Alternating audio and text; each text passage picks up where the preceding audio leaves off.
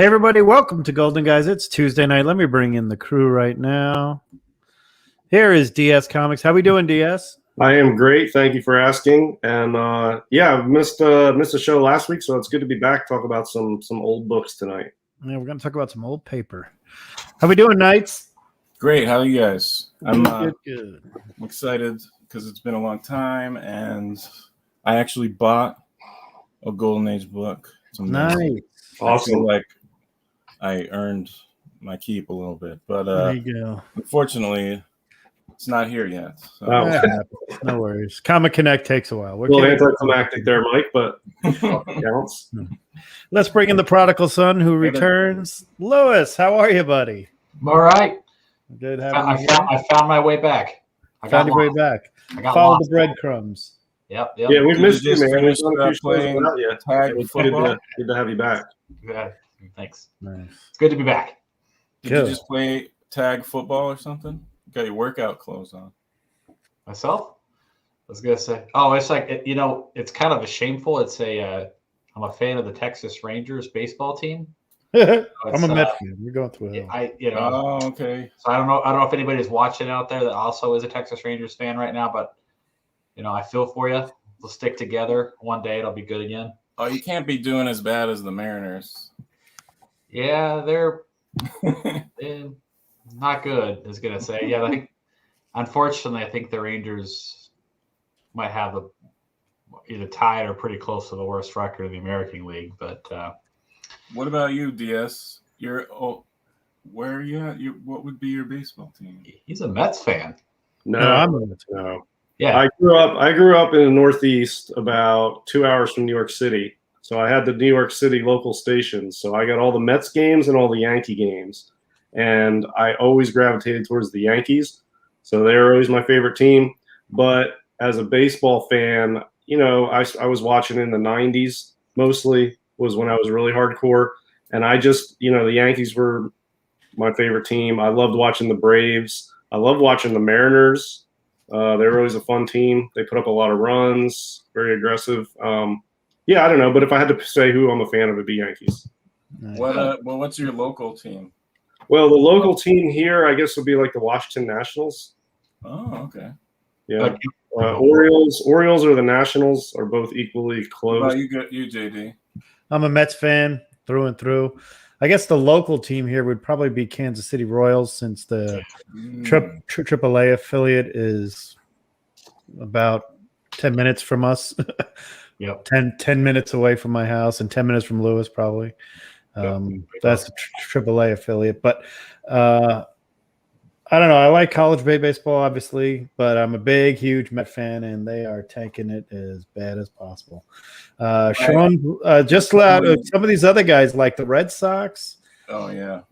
And local team is the Giants. They're a great team right now. That's the team that's beating up on the Mets right now. After the Dodgers. My grandparents grew up in the Bronx, so they were all about the Yankees. And then, as in the 60s, the family moved out of there mostly. So, but some went to New Jersey, some went to Long Island. So then it became the Mets and the Yankee fans. Yeah. Well, they started for a while. The NL and AL didn't play each other at all, and then they started. When did they start? In the 94. Yeah, the year after they started that Subway series with the Mets and the Yankees. That Subway series where it's just back and forth on the 7 train, basically. I could find the tickets. That was a massive sporting event in New York City, and I got some play on Sports Center and other people around the country. But I was in New York City for a few of those, and the entire city was about that game, and that was it. And I've never seen the 7 train so packed, and that train is not. If you've been to New York City, it's not. Riding the subway is usually not a fun experience. It's usually smelly and sweaty, and the 7 train is usually packed, and it's just like, man, it was just wall-to-wall people for that everywhere in the city, but especially in between, going back and forth. Well, back in the day, tickets to those games. Back in the day, my grandfather told me it used to be the Yankees versus the Dodgers all the time. Yeah, the World Series. Yeah, that must have been cool. I lived in the Bronx and was a Met fan, and a lot of people in my neighborhood were Met fans. Because if you took the bus. You could take a bus from the end of the block and go. Oh, it would go to Queens. So we were by the Throgs Neck Bridge, which is. I was literally same distance away from Yankee Stadium as I was Shea Stadium. So it was just, and it wasn't like I literally, everybody was 50-50. The whole, like your neighbor, one guy Yankee fan, one guy Met fan. It wasn't really territorial. Yeah. And it really became on if your parents were Dodger fans, and my parents were Dodger fans. They grew up in Brooklyn. So for me, my dad told me the Yankees were mean to Santa Claus and when I was 5, or 4. And if you tell a 4-year-old that I'm not going to get presents because I'm wearing a Yankee jacket, you will never wear a Yankee jacket again. But well, I'll tell you that my favorite places to go. I've been to the Yankee games and Met games. Yankee Stadium was always pretty nice. Mets Shea Stadium was a toilet, but it was our toilet. A horrible place to go, man. It was a toilet. But then the best place I've ever been to baseball games is Camden Yards. That experience is the best baseball experience I've been to, and I've been to Pirates games, and I like the new Pirates Stadium. PNC Bank is Cameron Yards. Camden Yards for the Orioles. Oh, okay. Yeah, and that's really nice. The Pittsburgh I went when they had the new one when it opened up. PNC nice. It's pretty nice. The Camden Yards has more of a, I don't know, an old-timey baseball feel to it. It's what I imagine people feel like when they go to Fenway, although I've never been there. I like Fenway, and then the Cubs one. What is that? Oh, yeah, Wrigley Field. Yeah, City Field where the Mets play now is just like Ebbets Field. It looks really good. Yeah, it looks like City Field is beautiful. Nice.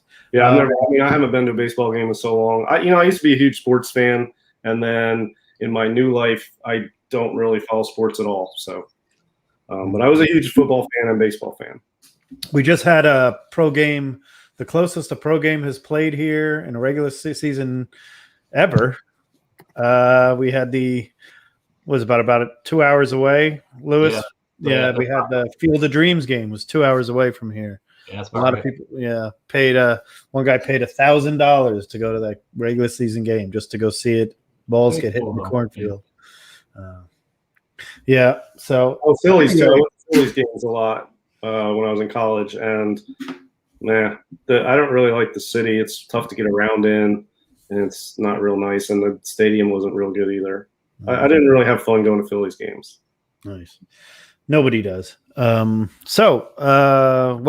Golden guys. We'll talk some Golden Age, not just Golden Age of baseball. We're going to talk about the Golden Age of comics.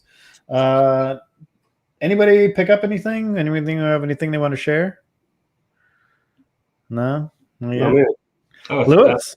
Because it's been so long since I've been on. It has been. It's like, holy crap! What would I have been doing otherwise, right? So I was gonna say. So I have a few odds and ends. So if you're gonna stick, we like odds and ends because I'm going to show an end.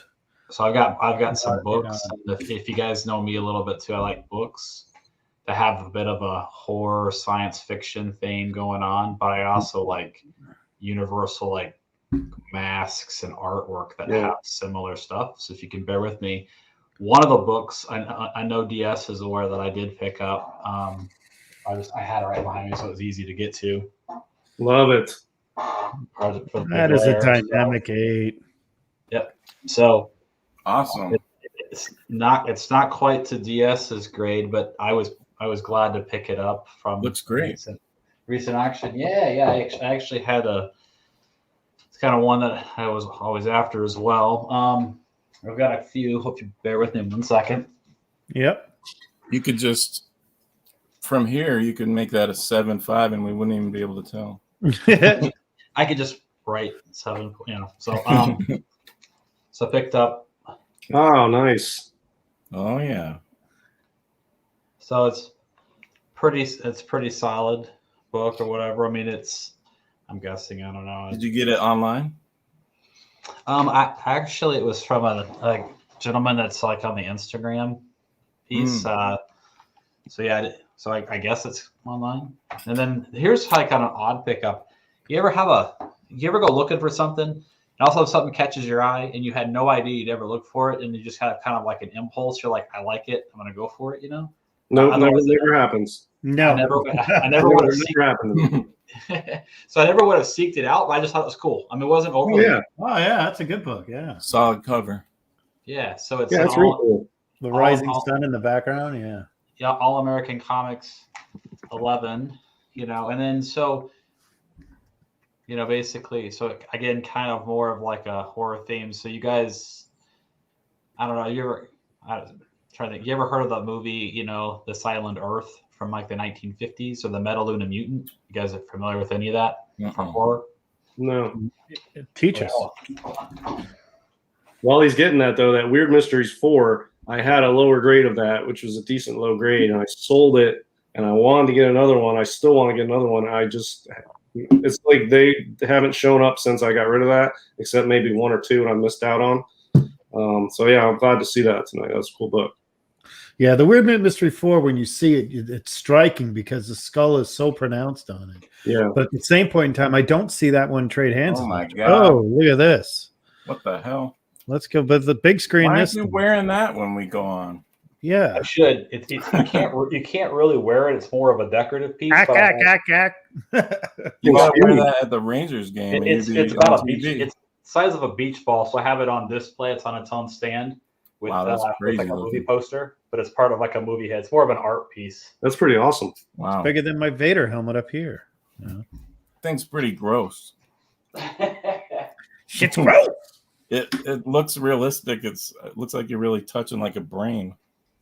Yeah, it's So yeah, I have got some different. Is that like a replica of what was in the movies? Mm-hmm. Yeah, there's wow. the Metaluna Mutant that's in this island Earth. So he's been kind of replicated. If you ever search for the movie, I'm kind of an old horror movie fan. What year was Science that? fiction. What's that? What year did that movie come out? Oh gosh, I want to say like I'm probably gonna be wrong with this one. Maybe 1954, 3. Oh, it's still Golden Age. That's good. Yeah. So it fits within the theme. That could be slightly wrong. Very cool. Let me show you one baseball thing 1950 real quick. Yeah, 1955. So it just made the cut. Let me show you one baseball thing. Go ahead. So I there had a you go. friend who was on the Red Sox. So when they came, I said, "Here you go, Big Papi." And my daughter was like, "What the hell?" But yeah, it was pretty funny. My friend had me calling the what's it called, the bullpen, Yeah. and they picked up, and I was like, and I gave it back to him. But that was pretty funny. Nice. Anyway, that's it. Very cool. Nice math there, Lewis, and nice Weird Mysteries 4. And we got a Yeah. Dynamic 8. We got some skulls. We got some floating heads. But tonight's topic is I kind of said things are rising, but I kind of meant to in a double-edged way. I think there are so many books for sale. It's hard to keep up. I mean, there are things that it's really, there's Not every day there's nonstop. We've got heritage auctions. Now they're splitting up their auctions. You got auctions ending Sunday night, Monday night. You got auctions going with Comic Connect. You got auctions going with Comic Link. And then you have Wednesday has got some comic art now for comic. I mean, there's a lot of books for sale just on that. And all you guys that are on the Instagram, tons of stuff on that thing. I've seen enough stuff on Instagram where I've been like stepping back a bit saying, wow. And I've seen a lot of the pictures from the recent cons, and let's hope they continue. And, I've seen a lot of good con picks up, and then everybody's going to Walmart to buy comics, I guess. Yeah. I don't want to get into that too much because I don't really understand it, other than somebody said that ratio variants are now showing up at Walmart. I want to say something about it, though. Okay. This is a Golden Age show, so Yeah. we can offend modern collectors if they show up because this is a Golden Age show. But I don't know how. Sometimes I'm pretty offensive. I don't even know it. But look, when a book is limited to 2,500, and they've printed more than 2,500, it's not limited to 2,500. So when they sold 2,500 and they have an extra 5,000 left over that were to cover in case some of the original 2,500s were damaged, and then they're just sitting around and Walmart buys them and puts them in these 3-packs or whatever. Okay, that book is not limited to 2,500. Okay, there's way more than 2,500. That's number one.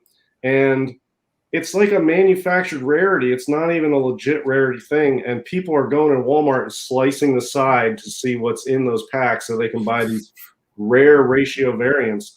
I'm telling you, that's going to collapse because there's a lot of stuff going on around it that's just pissing people off that are in that market and in those books. And then the rarity is manufactured, but it's not even actual anyway. The numbers aren't even right. And then you have millions of books that are rare variants. So rare variants, you could go outside and throw a stone and hit a rare variant. They're not rare. There's no rarity in that market. And I think there's some people that just still haven't accepted that are in that market that, oh, this is a 1 in 100, it's rare. And it's not. Those books are not rare. Rare variants are not rare. The limited to 2,500 is bullshit. There's more than that. You can't trust any of it as rarity. And I feel like at a certain point, there's going to be more than 50% of the people buying those that are just buying them to flip. And when you have more than half the market out there to flip, there's not enough people to flip them to, and it will come crashing down. Nice. Okay. That's a good explanation. My thoughts on it right there.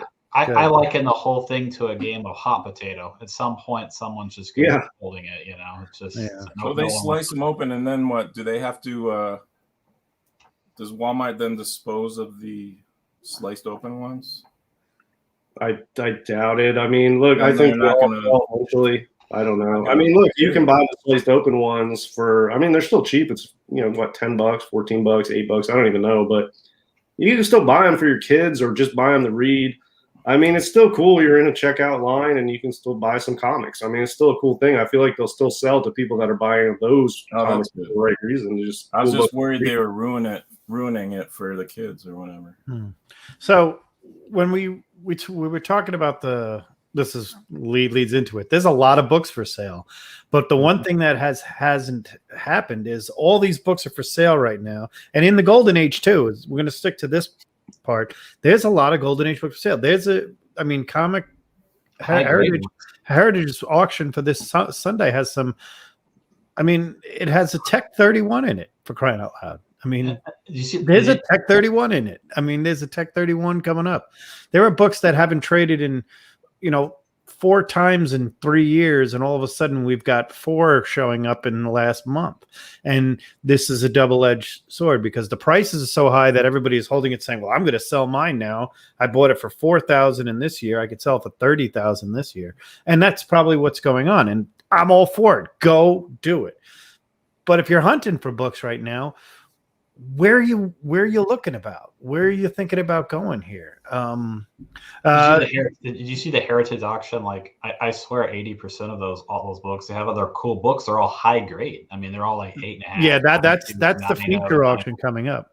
Well, you guys know in Golden Age too, I don't think it pertains as much to the other eras, but in Golden Age collectors often sell books to buy books, or they'll buy books and then they have to go pick out some other books to move to send into the auction house to cover the cost of the bigger ones they just bought. So there's a lot of recycled material in the Golden Age market. And it's sort of like all this high grade stuff coming out in these featured auctions is generating a lot of lower grade stuff coming out in the weeklies. And it's just overwhelming number of books. And it's awesome to see. Look, I don't think there's enough Golden Age books in existence to feed the appetite there is for Golden Age books from buyers. That's a growing demand pool anyway, but it's awesome to see. But yeah, it's tough to keep track of. Heritage is split up into 2 nights. I still can't remember to check it out on Monday nights. I'm still missing stuff. Yeah. And then with Comic Link and the Heritage Weeklies and Connect is thrown in there randomly every month and a half or whatever. It's tough to keep up, man. It really is. It's fun. It's definitely fun. And the prices are really strong for everybody. And, the demand is there and the inventory seems to be available. I'm just saying, even books that like from when we do our publishers things, you wouldn't see maybe 4 MLJs in an auction a year ago.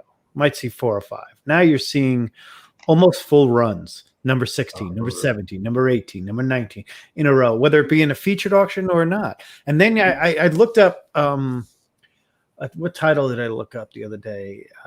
Star Spangled, right? That was a title that really wasn't. It's not really popular, but there's a few books in there I was just looking at, and it's just. I just said, "Oh my God, there's so many more for sale than I ever thought." When I started my want list, this is a funny thing. I started a want list, and to be updated when I'd be notified when things would get there. I used to get an update maybe once every month or 2 months. I'm getting 4 to 5 a day. From where? Just auction houses? Auction houses, yeah. Like I like a specific book. I was look. I'm not going to name it right now because I won't record it. It's been 4 years since I've seen one and I checked Go Collect, and 4, it hasn't sold. There are 2 of them coming up in the next month, and another person had one on the Instagram the other day. I'm like, you're telling me for 4 years I didn't see this book sell on, and if you go there, it says 2006, 2012, 2015, and actually, so 6 years now. Yeah. And then boom, bang, bang, bang, which is good. Wait, but did you just call it the Instagram? The book face. But when guys, but come on. I know. Some of us are a little older. I love throwing the in front of something and call it the something, and it always Facebook. The Facebook, yeah, they're on the internet. They're on the World Wide Web. So I always have to ask my questions, which I know, right? I put up with my questions. So, at what point? Let's just talk golden age. At what point does the golden age really, like, who become the collectors? Meaning the people that actually historically have collected and traded and enjoyed the hobby, do they get priced out? Because I'm honestly starting to wonder where the prices are going on these books. That it's very difficult for the average individual to come into the hobby and really collect certain books. I almost wonder that, does the average person in this get priced out to where you're just talking high worth, high value people and dealers? Well, yeah, I mean, I feel like as people get priced out on the bottom, more people sort of get priced in at the top, because when comics are selling $3 million every month, there's a $3 million or $2 million sale on a comic book, a $500,000 on a Phantom Lady cover. I mean, that draws interest from people with bigger money to fill in the spots of the other people maybe dropping out, getting priced out. But look, you can find, there's enough golden age, I feel like, even on a low budget, a very conservative budget, you can still find really cool golden age stuff. So I feel like you might not get like mid-grade Baker stuff. That stuff's maybe too pricey for the average collector. But if you are interested in golden age, I feel like it's still worthwhile to get into golden age, because you can find incomplete copies, restored copies, beat copies. There's a variety of different genres and artists and cool stuff. It doesn't, as we're in it, we try to progress up to bigger grails for our stuff. But I feel like there's still entry-level stuff that makes it worthwhile. But the days of finding mid-grade Bakers for $100 are done. You know what I mean? You're not finding like top tier PCH for $700 anymore. Those days are gone. But it brings in bigger money on the top end too, because these become high-end investable, assets. It's an asset class now that generates a lot of interest. I just remember, I used to, let's say, just imagine when I was younger, you kind of go into a con and let's say you're carrying like $1,000 or $500. You're like, I want to go for these books. Now it's like, hey, maybe I can get a page of that book. Yeah. Or so it's just, I just don't know how many people are watching cons anymore, having to spend. Yeah, but you're seeing like the page market is a legit thing. Oh, yeah. The missing back cover books, I've noticed, are really becoming very valuable, and restored books have their place. Sure. But I mean, the page market is a legit thing. I mean, you're seeing those a lot now, and they're selling for good prices, and people can get a page from Batman 1, and that's a nice collectible at this point. But was it a while back? Was it Action 1 had a staple with some like filings of paper? Twice. Twice? Okay. Well, I I do think guess that the- Comic Connect had an Action 1 that was completely split and brittle. That I don't know what they did with the Action 1. I don't know if it broke up into pages or got great or whatever. But I think as a result of inspecting that, they grabbed all the crumbles and packaged them into little bags, and they've been selling the bags. The first bag had a staple and some crumbles. The second bag, which I may have sold or might be in the upcoming one, there's no staple, but they put in it a part of a panel that actually has art on it. It's not a Superman art, but so yeah, it's like a grab bag with one good thing in there along with the crumbles. Well, yeah, a Golden Age staple from an Action 1, you know, that has actual intrinsic value to the market for The staple does. explorers and Oh, conspirators. God, no. I'm going to show this up here. Well, I think though the average collector though is like they probably are okay with what double of what we used to think was okay, you know, because I do think there's a lot more the young guys, like maybe they're in their early 30s or something. They seem okay with the prices that some of us are kind of like Shell shocked at. messed up. Yeah. But to them, they're just getting into it. So, and they're already like, you know, the stuff they've been buying isn't cheap. Like all the like modern stuff can be pretty pricey too. Yeah, there's a lot of young collectors in Golden Age. Yeah. So Yeah, they're used to there is for sure. kind of these big, and it's always different, you know, when you're new to something. Like when I started getting into Japanese stuff more recently, after a break for a long time, I was like buying up all kinds of stuff, and a lot of old timers were like, "Ooh, you bought that?" But to me, I'm like, I found one. You know, maybe like for someone who's followed it the past 10 years, like that looks dumb, and they'll know someone you can maybe get it cheaper. And like if I waited 3 years, but it's not that huge of a difference. But to them, it is. One of the New money, new people bring in, and they kind of just are okay with that base level. You know, one of the things is just dating, but back when I would get, go on a buying binge or something like that, I'd buy 5, 6, 7 books off a guy at the same time. You don't do that anymore. Now you're looking for that one book. And so, a lot of us didn't have books to show. When we started this show just 2 years ago, the three of us, we'd probably do a good half hour of 4 or 5 books we picked up in the last week. Now it's been 2 weeks and we're like, well, we've got a few things and that's what I was expecting with the next part of the discussion is for us Golden Age guys who collect there. I don't think our standards are changing. I think, at least mine aren't. I'm still not going after the books that I mean, the books that I want I do have a lot.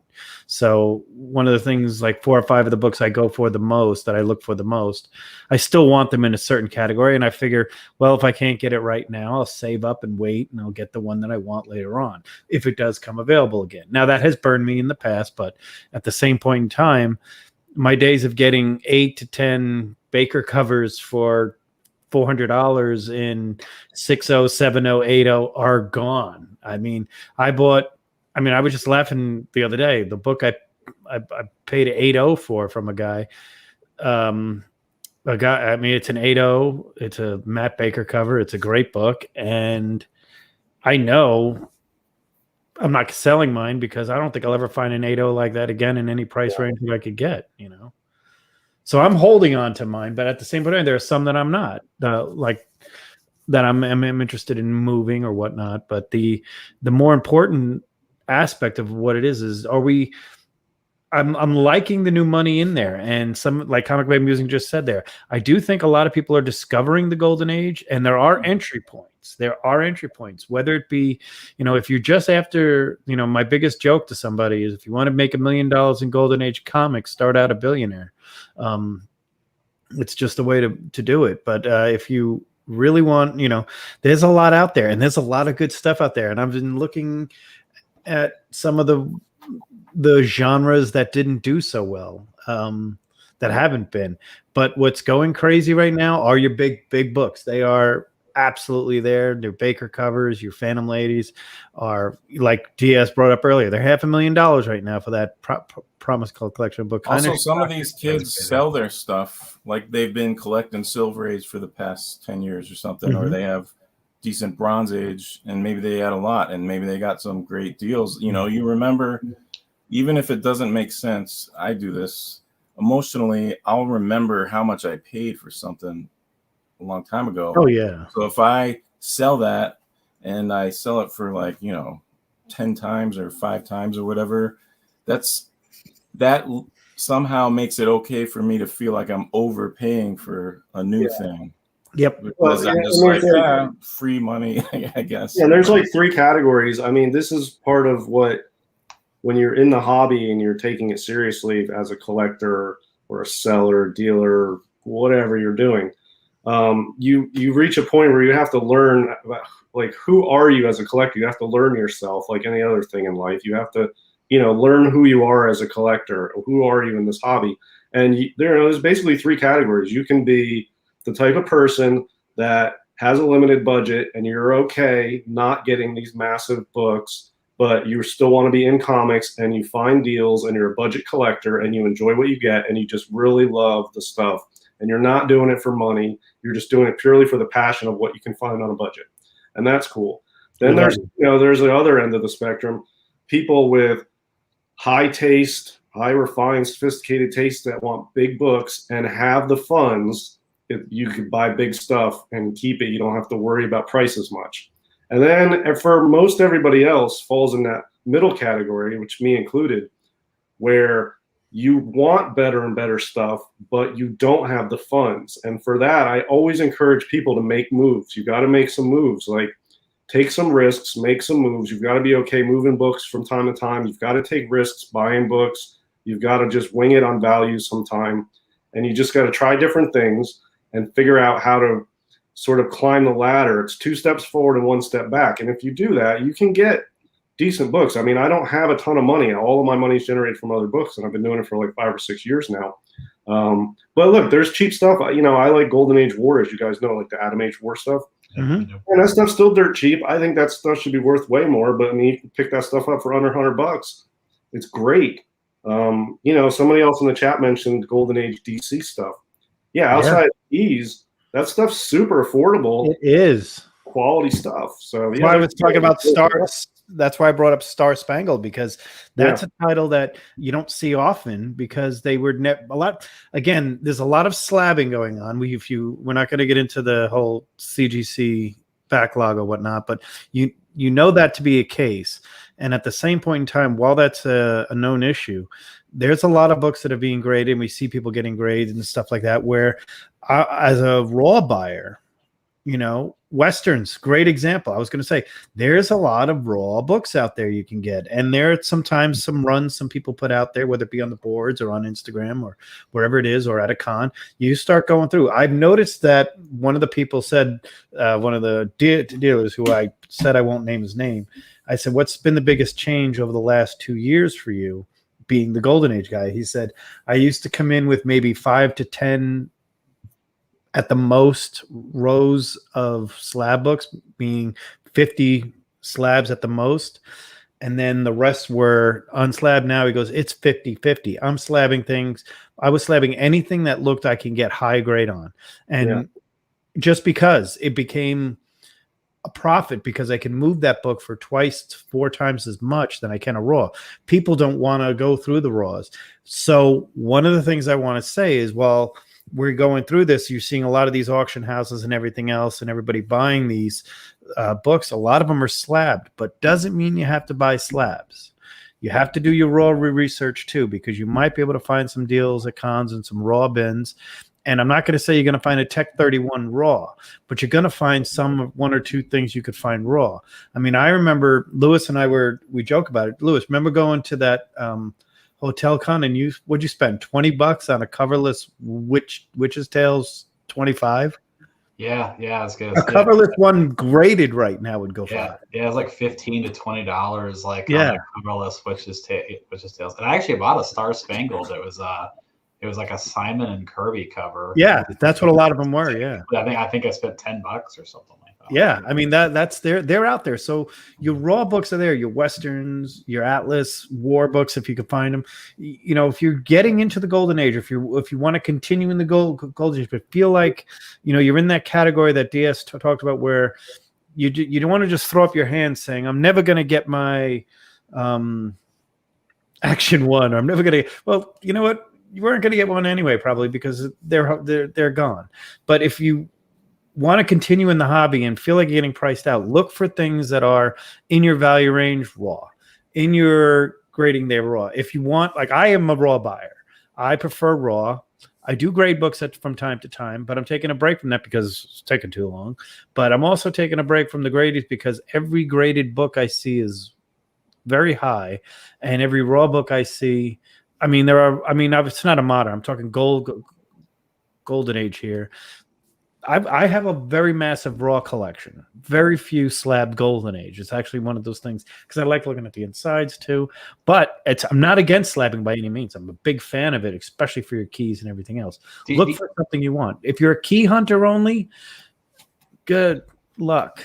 Well, yeah, that's what I'm saying. If you're a key hunter only, unless you have the funds to just buy the keys when you see them, you've got to do other stuff. And look, you can go on Craigslist and find rinky-dink little collections and put some time and effort into it and make money.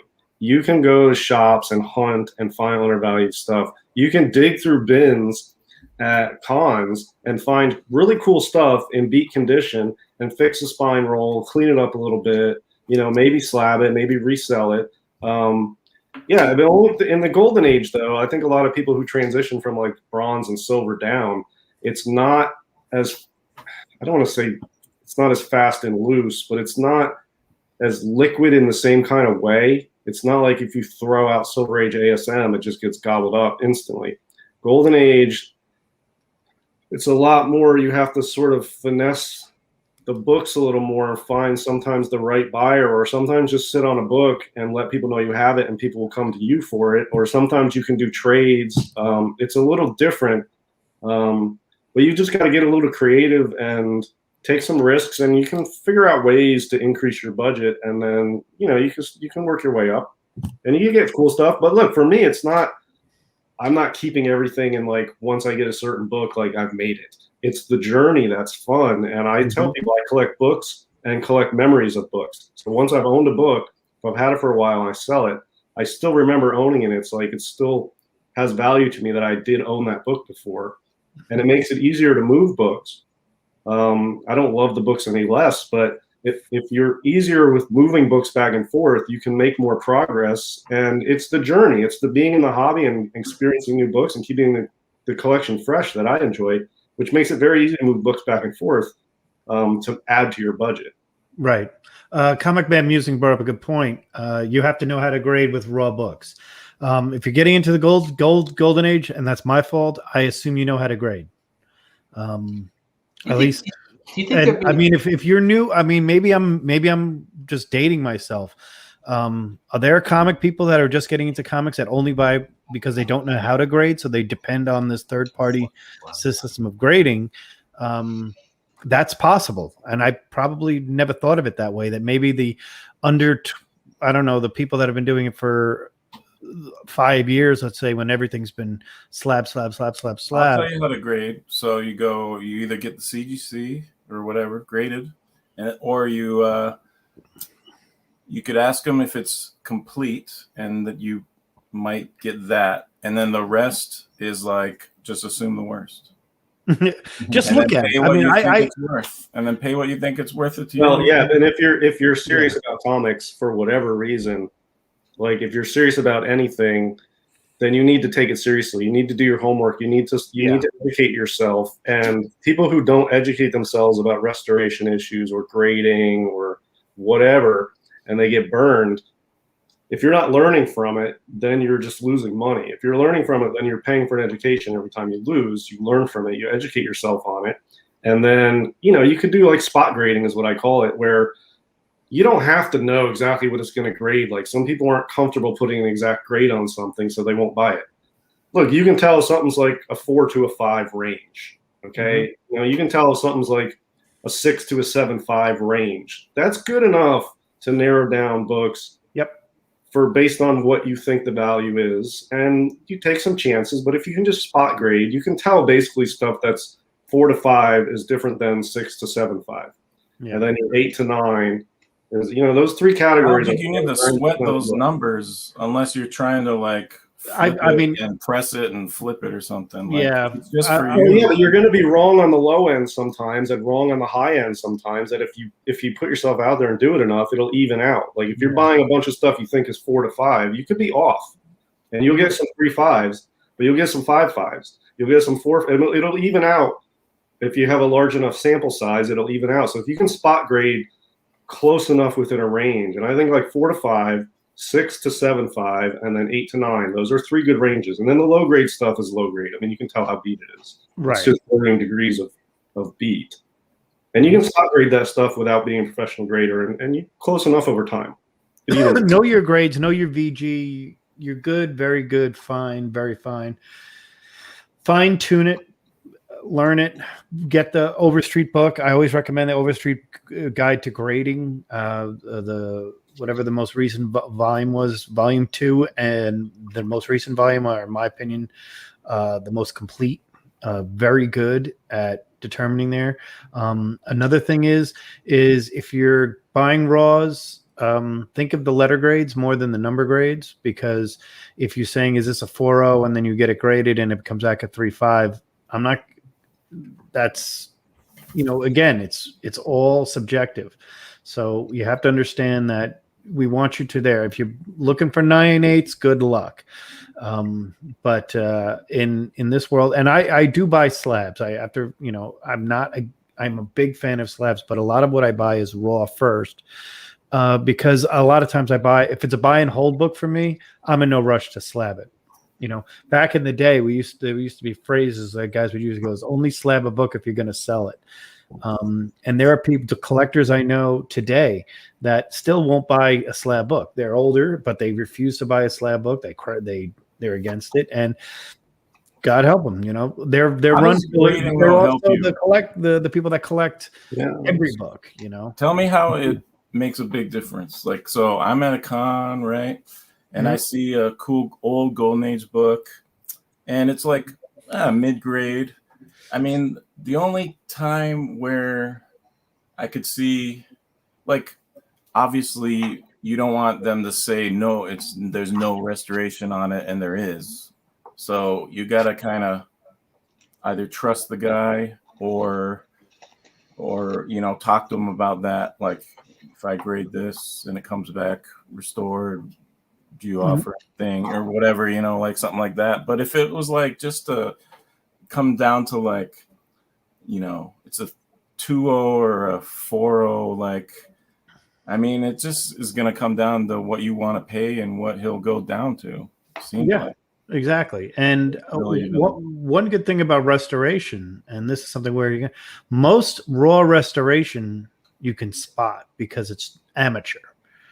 Most of the high-end restoration or the professional restoration is already slabbed because it goes from the restorer to CGC. Right. Yeah, Golden Age, if it's high grade and it's not in a slab, you might not even want to buy it. No, why is it not in a slab? I feel pretty confident and experienced enough buying raw Golden Age in hand. And occasionally you're not gonna get 100%. You're gonna get burned sometimes and get something that you missed or whatever. But when I see high grade raw Golden Age, man, I get really sketched out with that because I can see there's no color touch. I can I can see there's no glue, but I just get sketched out by high grade Golden Age raw. Yeah, and it's high stakes. Actually, that stuff is tougher to sell than. That stuff's tough to sell because you still want a high price for it because it's high grade. Yeah. But it just, you're going to have to go under when the whole collection sell it. Yeah. When you have to sell it, you'll want to get it graded. And if it's a key book that you really want for your collection and you've been searching for that book everywhere, I think maybe you should probably go with the slab book for your own safety. That is a good point, though. So if I buy a book, right? And I'm okay, like some books, I'm just like, yeah, maybe there's a little restoration, but the price is right. I haven't seen it. I want it. it'll look good in my wherever. Right. And Yeah. but then when I'm gonna sell that, and I'm just like, I don't know. Then I like to just get it graded, because I don't want to like screw over someone, and people don't like it when you're like, I don't know if it's this or that. And then so when you're gonna buy something, you should think about that. If I have to sell this, is it going to be a huge hassle? Because but I mean, look, you can't sit home and avoid all the risks in the world. I mean, if you're going to be in a hobby, you're going to have to take risks. Like, this book, if you're going to buy, like, for instance, here's one I got right here. This book I bought on eBay, but from a reputable dealer, and the pictures look good, and it looked appropriately graded, and the price was right. Okay, this is a pretty tough one, and it's a good looking copy. Right. So I get it, and I look at it, and it has some glue on the spine, but I can't tell if the cover is reattached or what. But there's some glue. I'm like, okay, it's a tough book. I got a good price. I'm not going to go back to the dealer. I still want the book. So whatever. I decided not to. Sometimes I'll go down that avenue. This time I didn't. I actually had the glue on the spine removed, and it's detached, and it has quite a few holes on the spine now. So it's much lower grade than what I paid for. And as I'm looking at it, I'm finding now I see some glue on the centerfold. But I did a completeness check. It's complete, and it's all here. There's no color touch, but the glue on the centerfold now has to be removed. I'm probably just going to resell this at a loss, or just keep it as a display piece. And yeah, you know what? I took a risk, and this time it didn't work out. But I bought other books. The next one I buy that's raw that I get will be a home run, and then maybe so you got to take risks, and it's not always gonna work out, and it is what it is. But I mean, this is a great looking copy. It is. It really is nice. Presents really well. Yeah. So in a bag and board, this is good. I won't slab it. I'll just keep it like this, and then this is the kind of book I would offer up. I'll take it to a con with me and meet up with people, and then maybe I'll throw this in with a trade as a nice sweetener. Yep. And I'll lose money on it a little bit, but so what? I mean, you just take risks. It's not always going to work out. Yeah. One of the when I go to cons or even just buying a raw book, if let's say one of the local shops here gives me a call and says, hey, I got some stuff in here, i.e. the Ziegler or something like that. I always say, let's take it out and let's look at the centerfold. And I look at the big three things: inside cover, outside cover, and the centerfold. Right. Check the staples. Check this. You know what you're doing at this point. I've been doing it for 30 years. But there are times when even somebody who's been doing it for a long time. I mean, Lewis has seen me go to cons with a black light and a little tube and flashlights, and I look at it and I say, hey, I'm going to disagree with you on this, and I'll negotiate with him and be like, look, I'm telling you, this doesn't look right. This color is off. That purple doesn't seem right.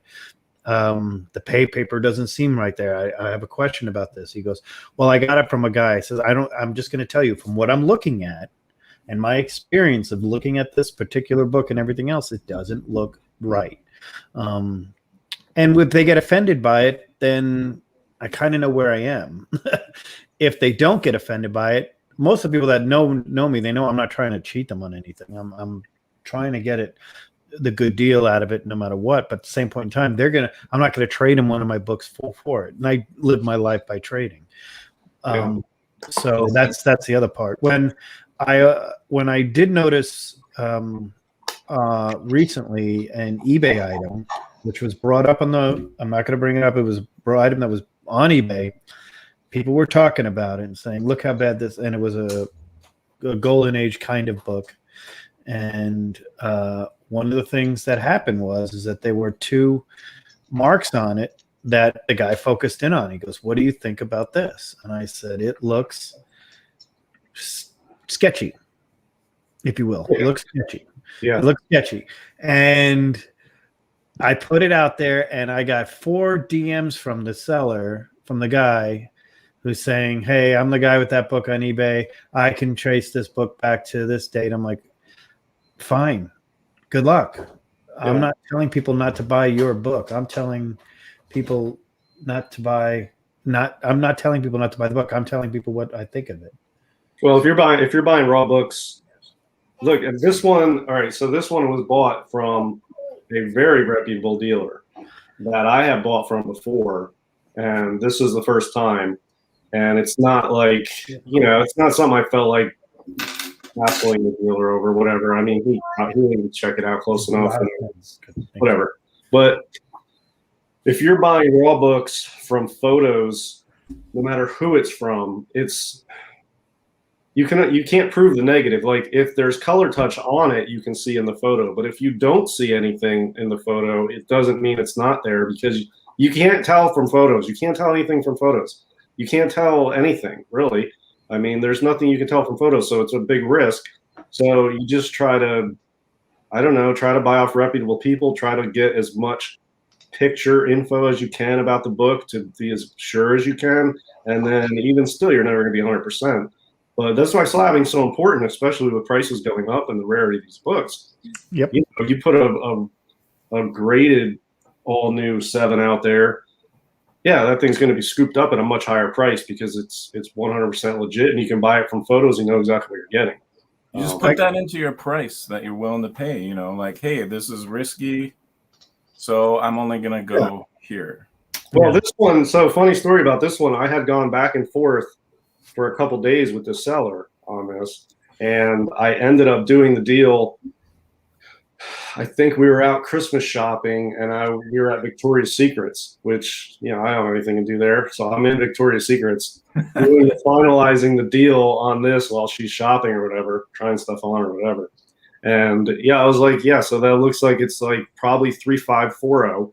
Nice copy. The price seems good. It's a rare book and it looks great. Let's do it. And then lo and behold, it has some glue. I figured it wasn't as bad as I thought. And then it was worse than even I thought once I got it and looking at the glue. It was more than I thought after I sent it to somebody to get rid of it. And then I later on found some at the centerfold, which I didn't look closely enough the first time.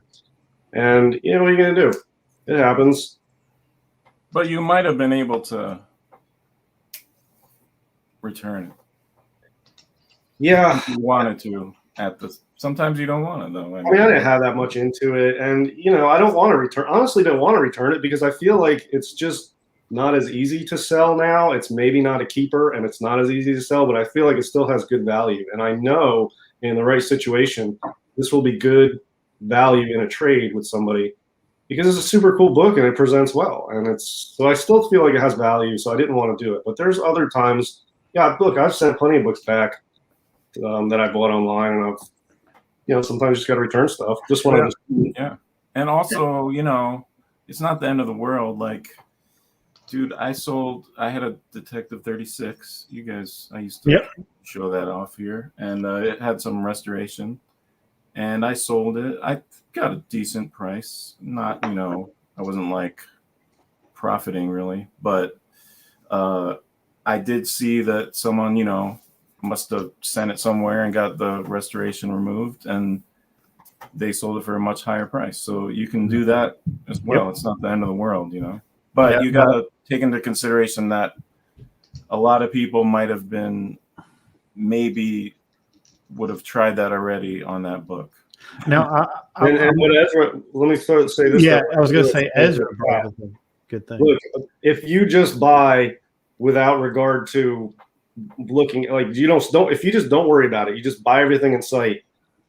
The ones that are going to have resto on them is still a very small percentage. You can just buy without regard to it, and you can buy raw books without even inspecting them, and 90% of the time they're going to be fine anyway. So even if you just don't even pay attention to it, there's only going to be a small percentage even still to have issues. 2 in my entire life of the hundreds and hundreds I've had graded, 2 have come back restored. A Jungle Comics came back a 6.5 restored slight, and it was restored because the staple, that was my first time ever dealing with the staple being where it was, and that was different back then. Probably wouldn't get that now. And a Avengers 4 had what they called as color touch on it. In reality, it was just a mark that was done with a pen on the side. And I had that regraded, and they just took it off and just marked Penn on the side, and that was it. But I'll be honest with you, it's not happened. So it's not like 1 out of every 2 books are restored. Very rarely are the books restored. I think that's a number one thing to think about. If you're concerned, though, the verification of a slab book has revolutionized the game, and I want to thank whoever put that up in the chat. Lewis, have you have any experience? But I just want to add that it also happened the opposite way, because I've sent stuff in and was restored. It used to be a little worse. Like my USA 7 came back restored for like a little piece of dried glue, which I heard and that was a long time ago. So now I guess it wouldn't get restored for that or something. I don't know, but I've also like one of my Wonder Woman 1s, the dealer actually said there was restoration on it, and when I sent it in, there was none. So I mean, and there's a couple other times. I don't know if it was maybe I just got lucky or what, or the dealer thought there was color touch or something, and they didn't think so, or maybe they missed it. Who knows? But you can get lucky that way as well. I've had that happen once as well. Nights I've had a guy say, "Hey, I'm not sure on this one. It looks restored. I'm selling at a restored price. Are you interested?" I said yes. Even if it had tape on it. Now I had the tape removed professionally. It didn't come back restored. It had the dry tape on it, and so the grade moved down a bit, but the label was blue. Yeah. If you understand what I'm talking about there. When I was like restored as the Kiss of Death, when people used to call it the purple label of death, I don't think that's the case as much anymore. In the Golden Age, at least. I mean, the Silver Age, you're dead in the water. I understand that. I mean, you're dead in the water in the Silver Age if it's restored. There's nothing. Well, Golden Age. Look, I think there's different types of restoration that are more acceptable, but in the Golden Age, especially among certain like subgroups, like I noticed, like guys who are into timelies, they're much more accepting of some resto than other areas of Golden Age. But I have an ongoing for trim. I think if a book's trimmed, you're screwed. I feel like, and I also think. That's my biggest pet peeve is trim books. I can deal with if there's a book out there that has like a glue or a little bit. I'm like, there's a lot of trimming in the Silver Age. Or even color touch, there's the potential of getting it scraped off and hurting the grade, but you can remove it. The glue or like tear seals or spine split seal, those are all right if it's a rare book or like a big enough book or whatever.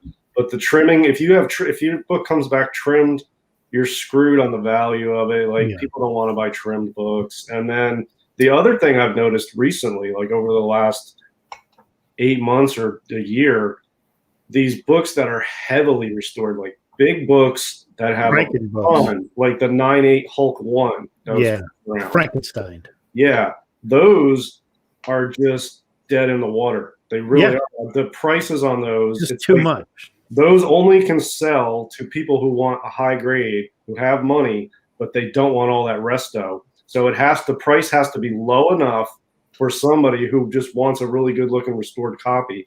And the prices on those are getting hammered, man. I've seen some heavily restored, like fully restored Grail books getting hammered on the value though. So I think that's no good. But if you have a little glue or a spine split sealed, maybe a little color touch, it's still got good value. It's still liquid. There's a lot of people who are going to be into it. The trimming and the Franken books, I feel like those are the worst.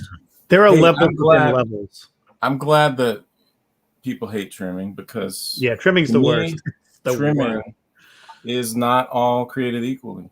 Because back in even I think in the 80s, micro trimming was popular. Yeah, and very popular, especially in Silver Age books. It's like nothing. So like if that could save me literally $50,000 or something, or that's the way for me to get a book or never get a book, and it looks, it all depends on when you hold that thing. If it, I've often talked about I've often talked about the New Rochelle collection, that a major company, the first major online company, ended up having, and they're located in New York City, and they had the New Rochelle collection. And I was the first one to buy a bunch of books and get them graded, and everyone came back trimmed because I proved my point.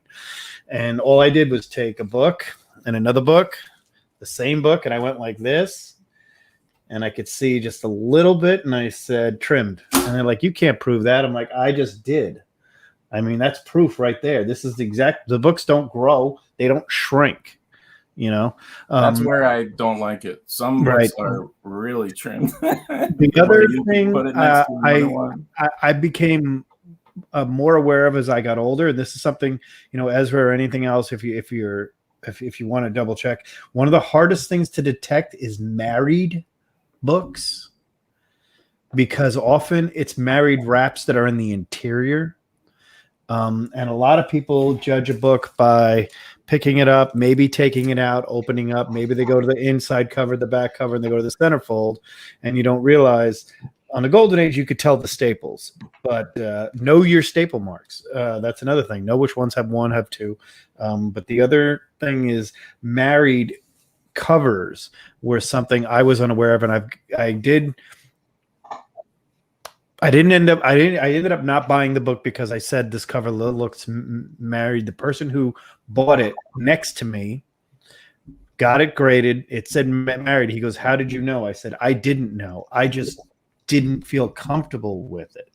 If that makes sense to anybody, it's your money. You could do what you want. And I know there's discussions about being paranoid.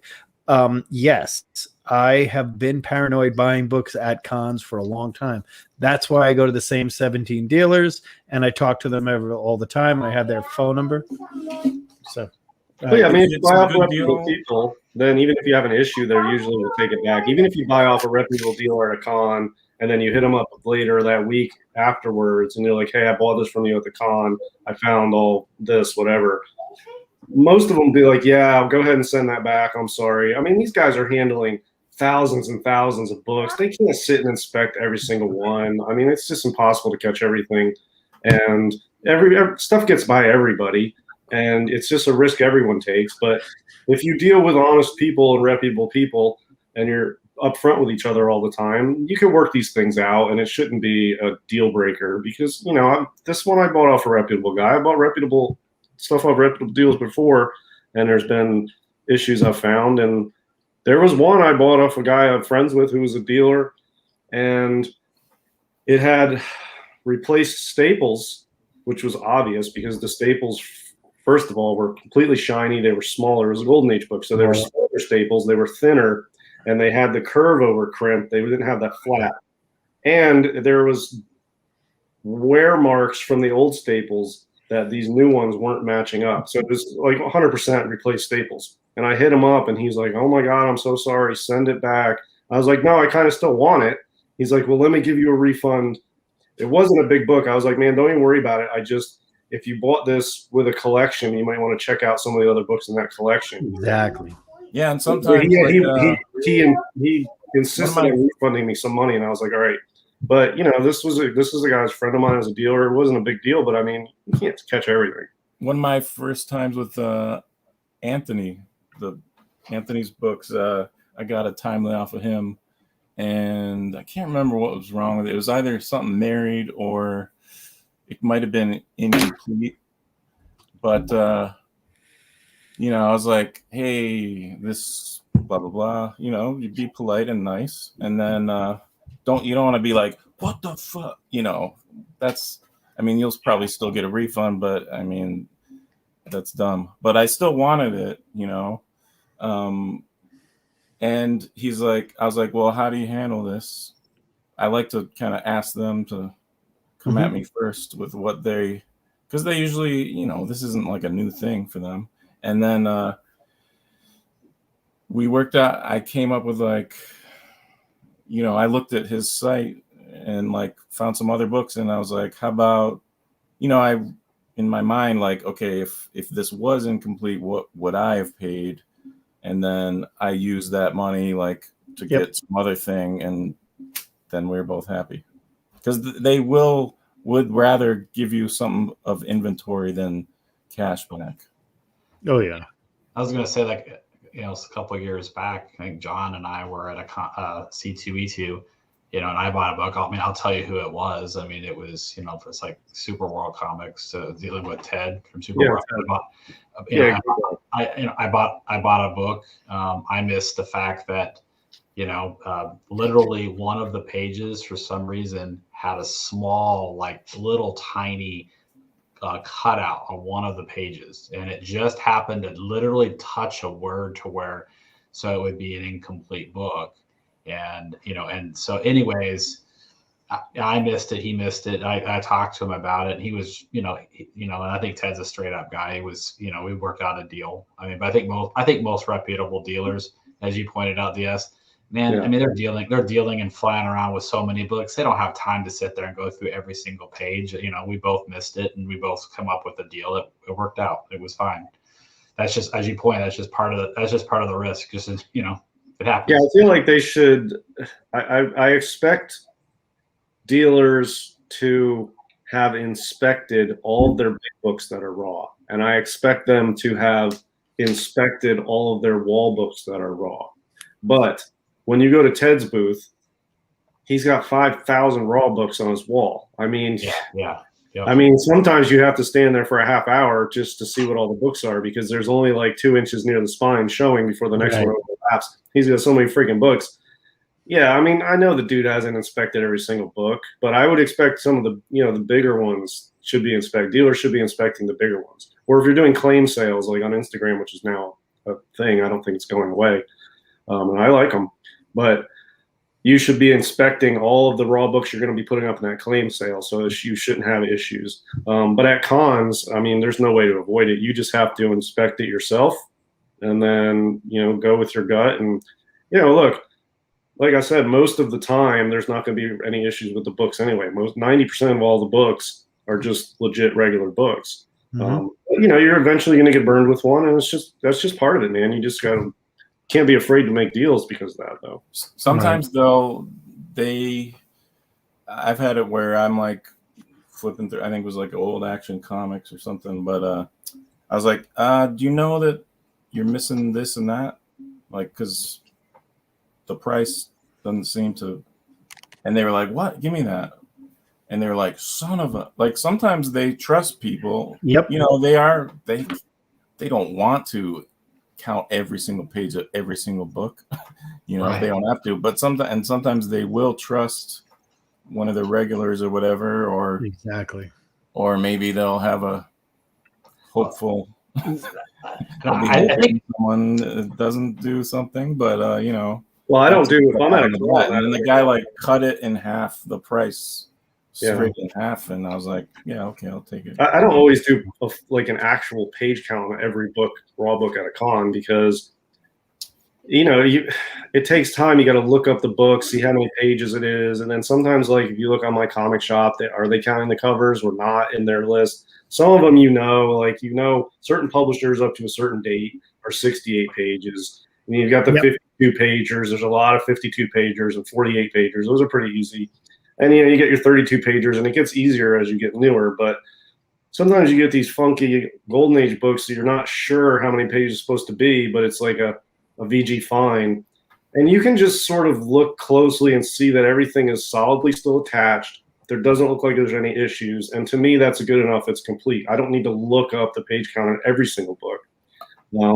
I'll ask them too. I'll be like, at a con, especially, I'm just like, I don't really want to count the pages, but do you have a policy if I get home and most of them will say, yeah, just let me know and blah, blah, blah. Because they'd rather not deal with it right then. And like you said, 90% of the time it's fine.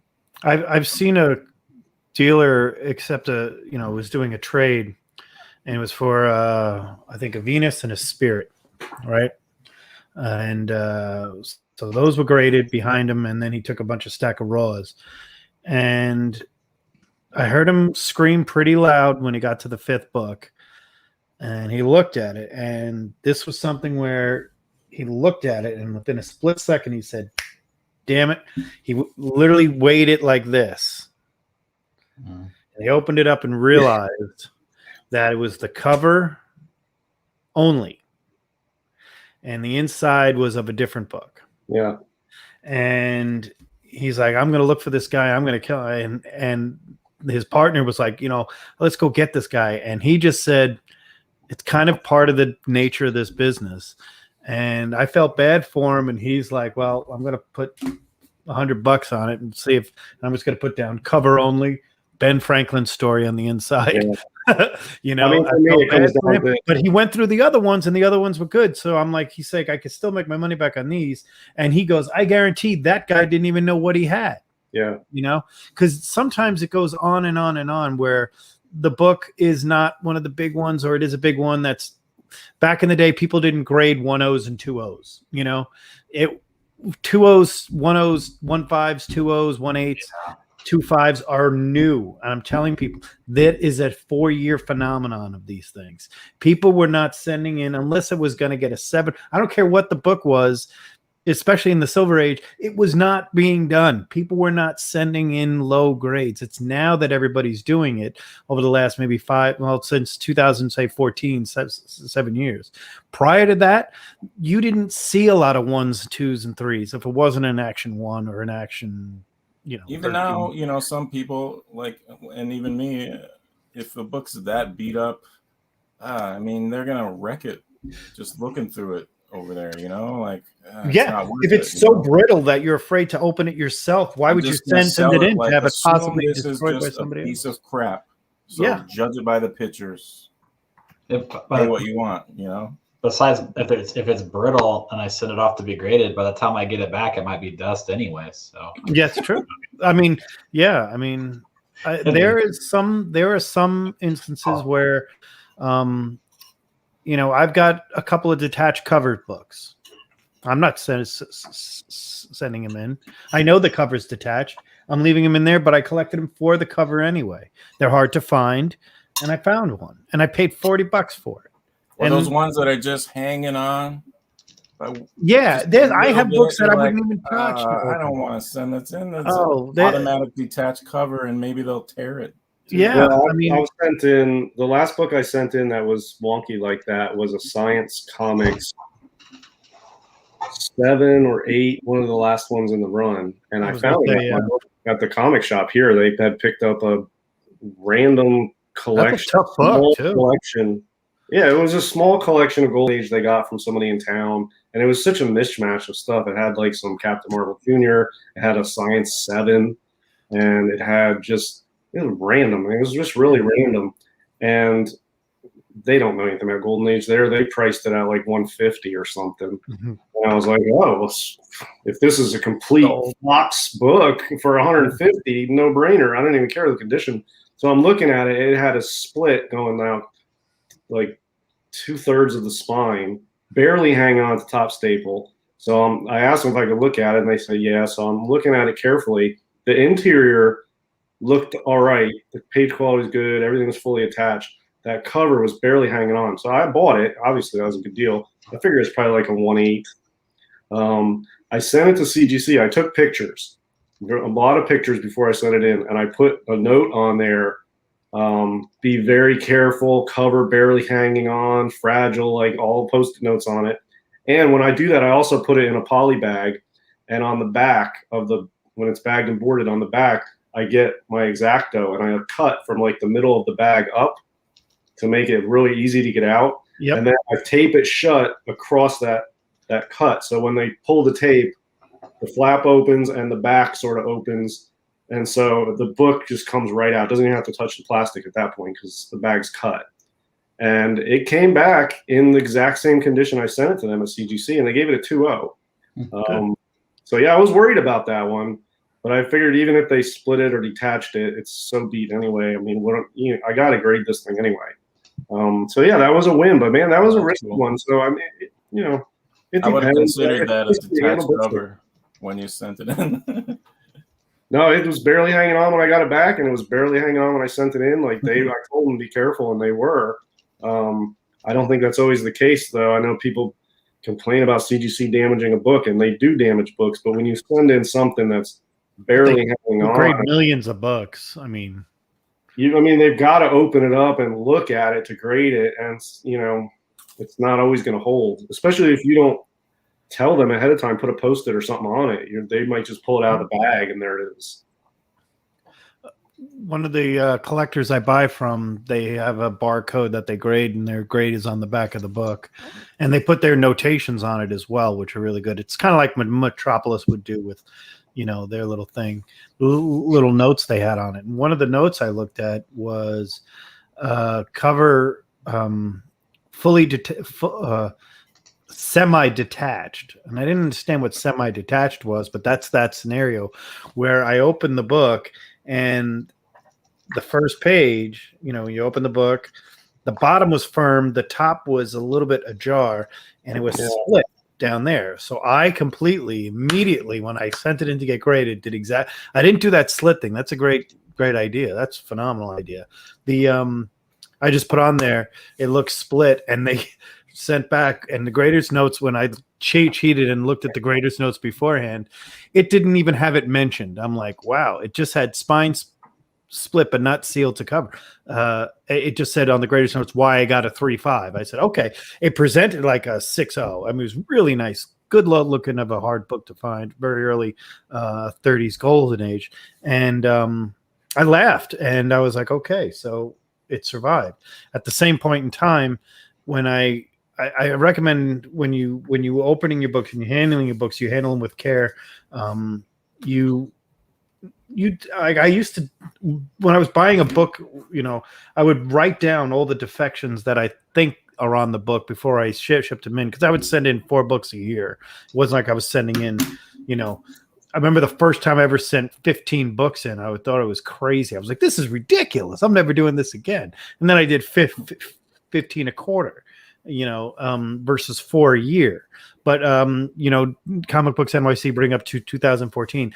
That's pretty much the point of the second of the CBCS starting, and the world of comics kind of exploding, kind of coinciding with the MCU. I'm not guaranteeing it, but the dawn of the lower graded books, what I mean, like below a 4 or, VG minus and below, probably was around 2012, 2013 when I would see more of it, because there were people that it was just discussing what grade do you grade a book in 2009 or 2006. I remember this guy says, I don't grade anything less than an 8.5. I guarantee you he's graded every book he's ever had,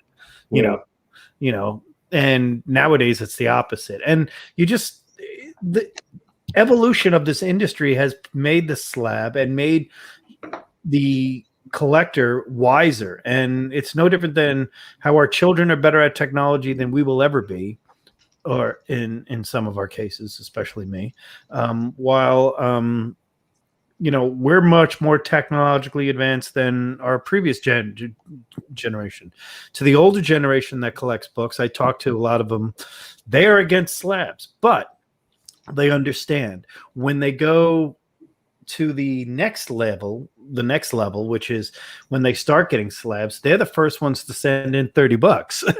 And they're the ones getting in the best grades, because these books are raw and they're sitting on a gold mine. Well, you say what you want about slabbing, but look, there's in markets, there's often transformative events. There's single things you can look at that have completely transformed a market. Okay.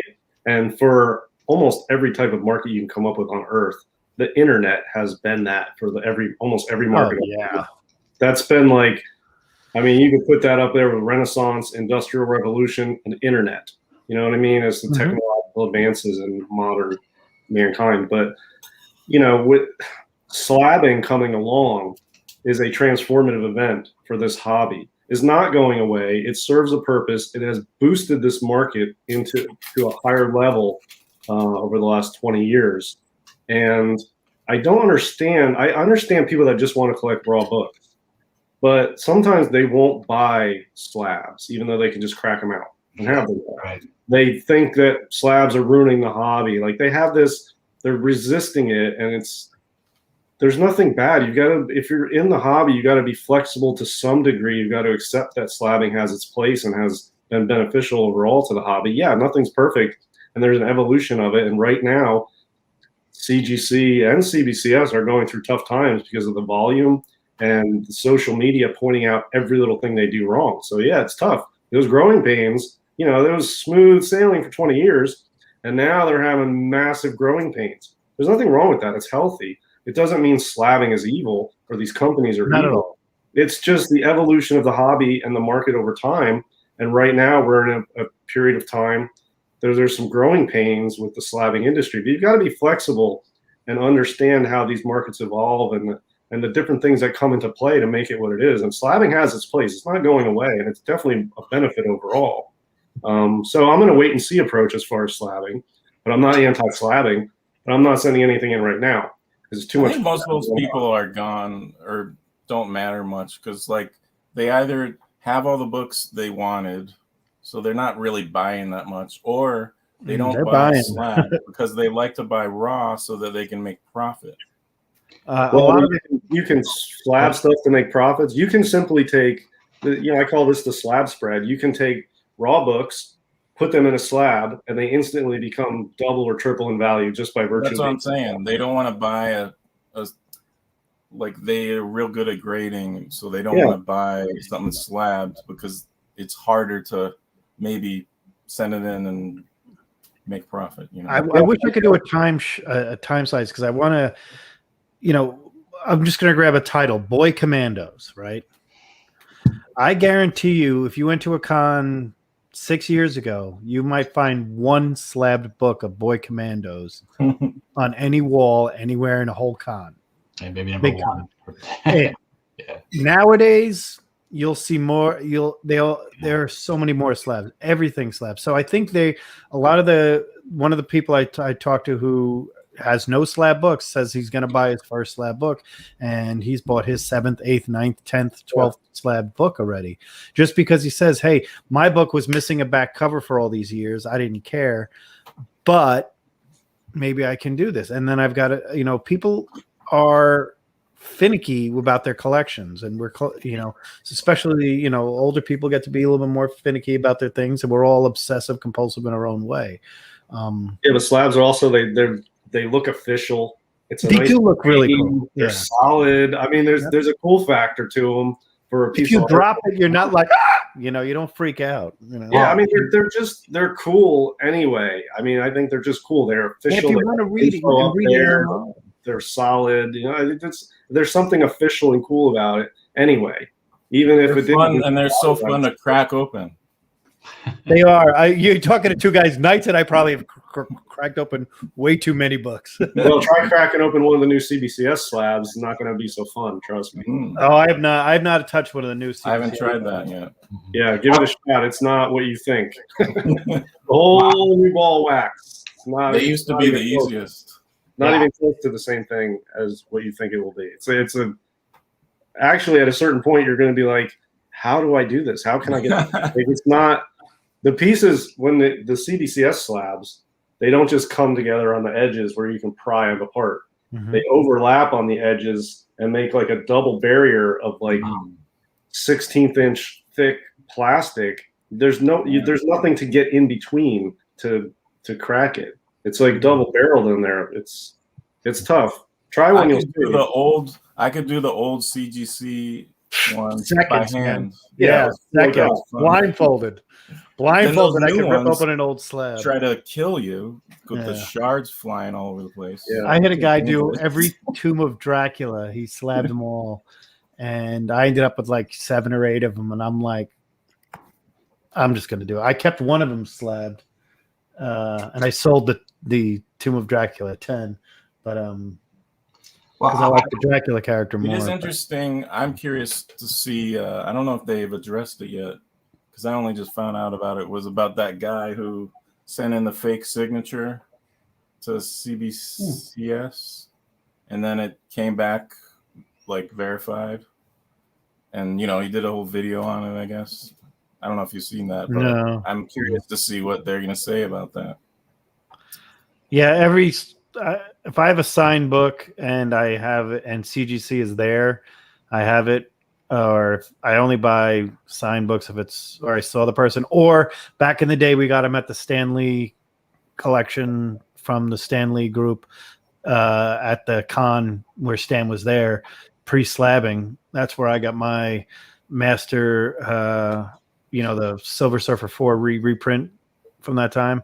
I got it from them right there, and that's when COAs mattered. But but they wasn't onside. That was another thing. Another thing I want to bring up about that is onside grading didn't come around till probably 08, 06 maybe. I'm trying to think of onside grading. On-site grading is awesome, man. Yeah, but it wasn't around in the very early beginning of the slab world. It's sort of a newer thing, yeah. Yeah, I mean, 2009, it definitely was, because the only on-site grading I ever did was for signatures and sketches. That's it. Yeah. But I did it for everyone, no matter who it was. I'm like, yeah, 5 guys signing it. Yeah, I'll see the book later on. And I swear to you, sometimes you'd hand it to the CGC guy, and he's like, well, who do you want to sign this? And you'd give him the list, and he'd go and just go to each one and get it done and take it back. That was a while ago. Well, you remember, JD, when we were in Baltimore a couple of years ago, when we went to pick up our stuff in the morning on Sunday from CGC, and I had this box. Man, I took that box of slabs right down to the con. Yeah, and sold a few of them. I traded a few of them. Like, yeah, you got your weird mystery. You got your weird mystery 5 there, right?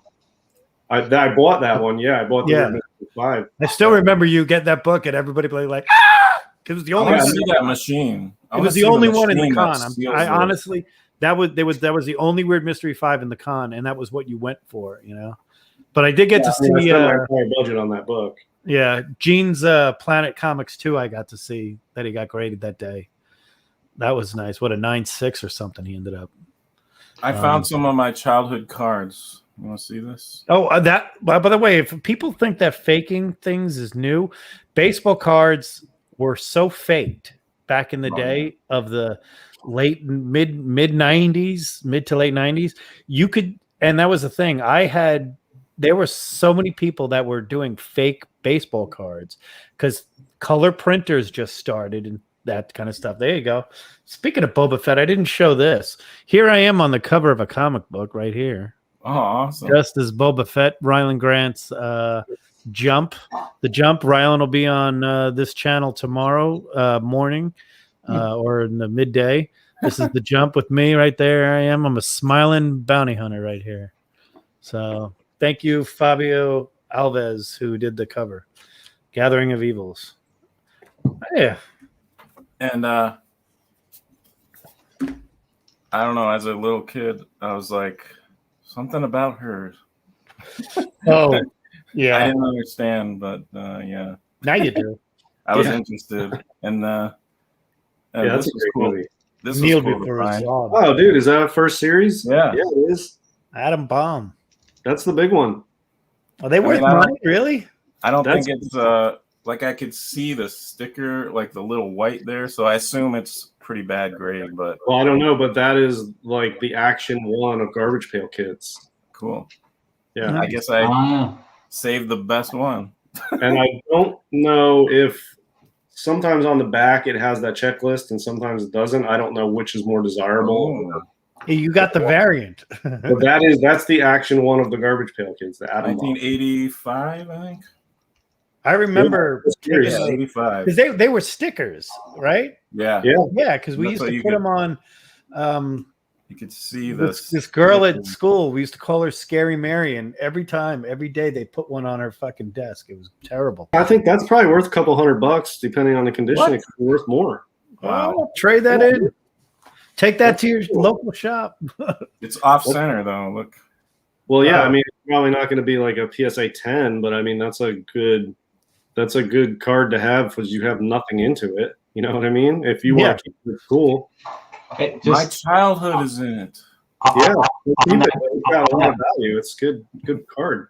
On that Garbage Pail Kid, I'm not real great with them, but I have actually seen that card in a PS9. People have asking for like $10,000, $20,000, $30,000, $40,000. I kid you not.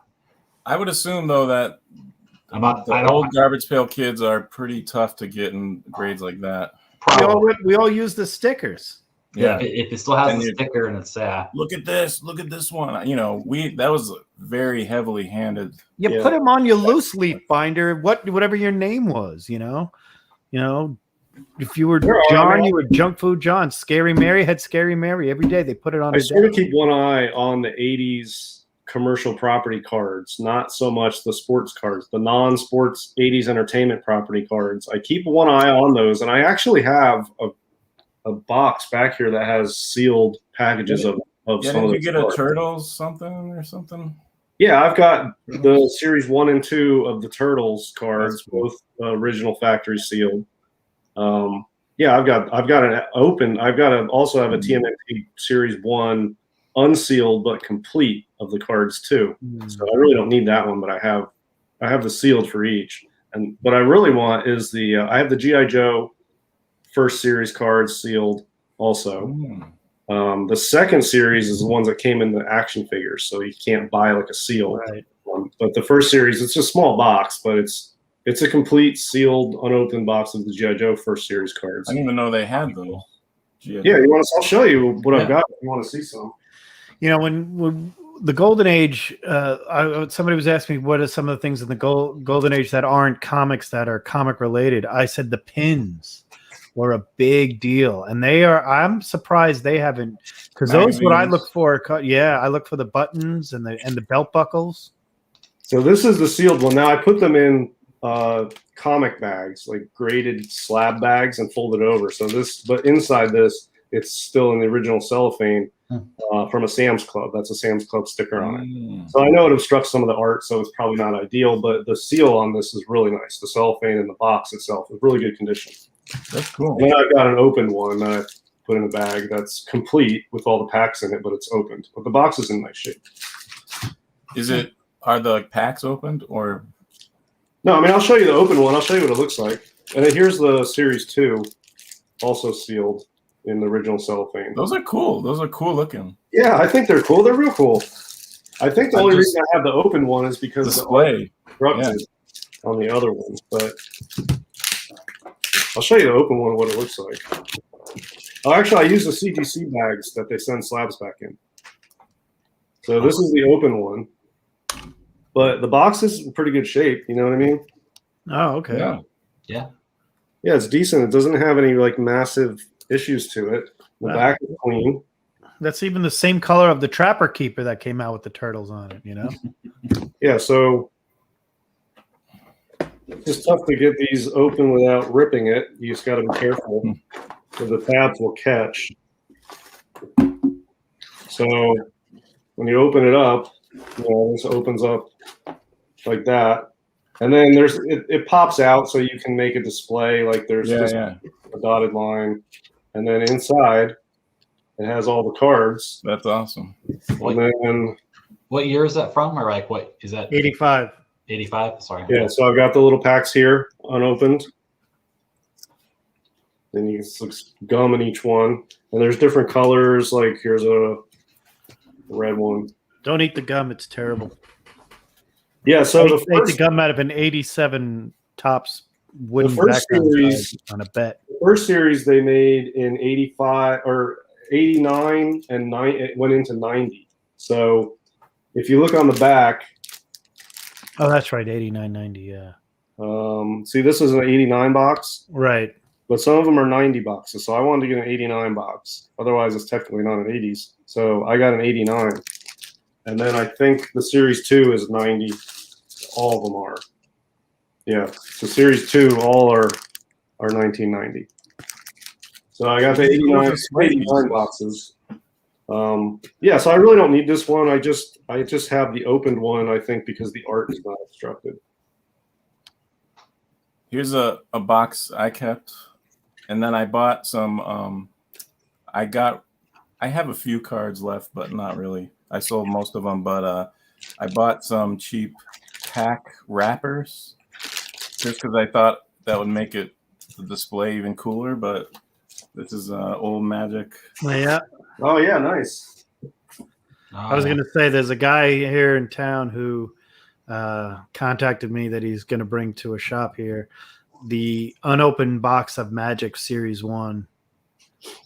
I mean, some of that stuff is like ridiculous. The beta set, there's like the beta and the alpha set when they originally came out to test the market, and but it looks It looks like it's like a full. Yeah, that's pretty cool. I just put like some bubble wrapping in there. I remember seeing Fun display, and some boxes of that stuff is just a box. now that's alone the is only really time long. that they came out with GI Joe cards, right? Well, That's awesome. there's a later version of GI Joe cards as well, but Okay. I think the later there might even be there's another box they did in the 90s. This is 80. What is this? 87. Which is the one that had the twins on it? Is that the one? I don't know. I mean, Yeah. this one is where is it? Oh, that's New Jersey. Yeah. 87. Yeah. Oh yeah. And this is in the original cellophane.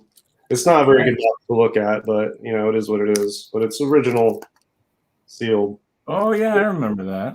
I remember. This is in some better of shape those. than you might find bigger boxes because the box is Yeah. small. So the small boxes survive a little better. But yeah, that's cool. And then I've got this is the reprint series, but I still think it's pretty cool. Oh yeah. Yeah, the Oh 1960s yeah. Batman. This one is complete, but you can see the sticker Yeah, not sticking anymore. Yeah. But it's complete. It's got all the cards in it, and yeah, it's in decent shape. 1966, the reissue set. I don't know. I thought this was cool, so I have that. Cool. Yeah. I got one of these You should put those on that shelf. Spawn Platinum cards. They're Yeah. not that much. I remember It's got that. Spawn like 1 through 50. Yeah, I was gonna say it's the Chromium. first 50 of them. Yeah. Yeah, chromium card of each cover from Spawn 1 through 50. Was that 96 that came out? No, it was like 93 or something. 1993. No, this is 97. Yeah, 1997. Yeah, I remember when Chromium was big. I was on the floor of the stock exchange. I got the Miles Morales Super rookie fun. card, Oh, there you go. Awesome. field set. Beginnings 3. This has the Miles Morales rookie card in it. Nice. I've got. I always like these comic images ones. So I've got the 30th anniversary Spider-Man. Oh, I'm putting that on the big screen. I'm sorry. That's cool. I remember that 90. Comic images on the 92, cellophane.